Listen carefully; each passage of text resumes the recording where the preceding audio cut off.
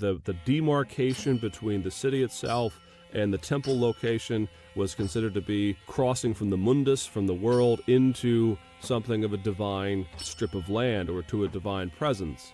And so those who were responsible for offering sacrifices to Artemis or to any of a number of other gods in other temples could be any of a number of different people. Not a lot of these temples had priestly classes. That is to say, there weren't always priests living in these temples day in and day out, performing the rituals on behalf of the people. Now, in some cases, that is what is happening. But in general, the temple was the place where the city itself came to offer a sacrifice on an appropriate occasion, on an obligatory occasion when a sacrifice was due.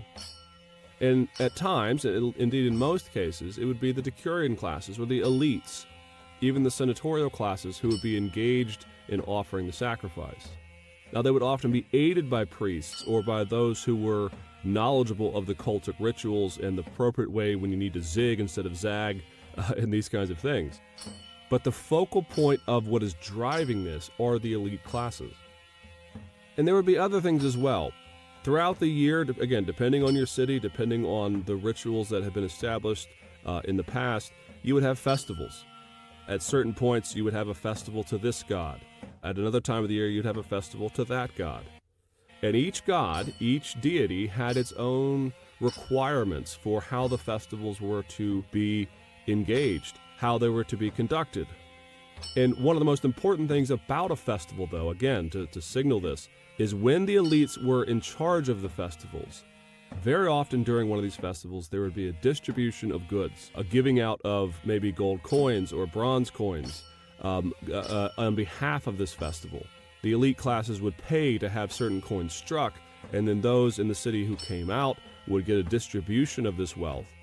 And the festival itself then was an instrumental part of the city and the distribution of wealth, and it was very, very popular. Again, if you're on the lower ranks of society, if money is not something that is easily gotten by you, if you're not a landed person with lots of wealth supporting you, if you are not part of the elites, to come to a festival and then to receive gifts on behalf of the festival, on behalf of the god, was a very good thing in your mind. Another element of city worship would be any of a number of different processions.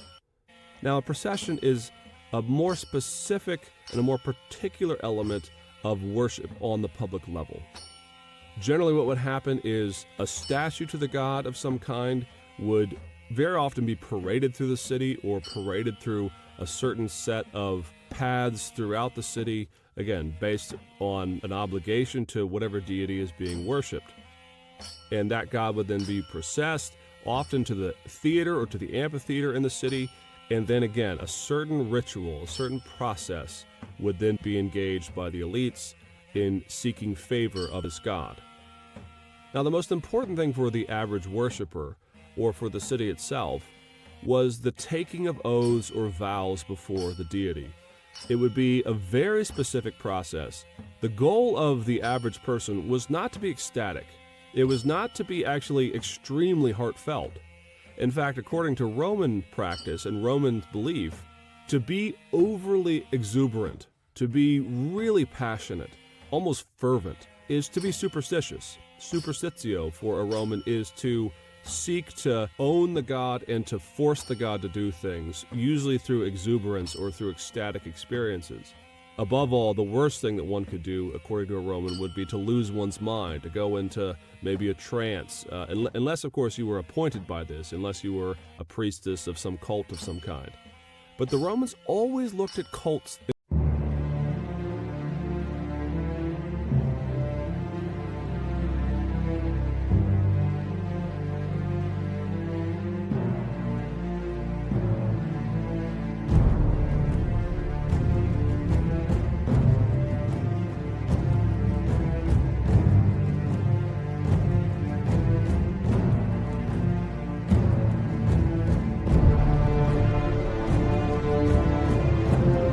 Dan Yerusalem akan diinjak-injak oleh bangsa-bangsa yang tidak mengenal Allah.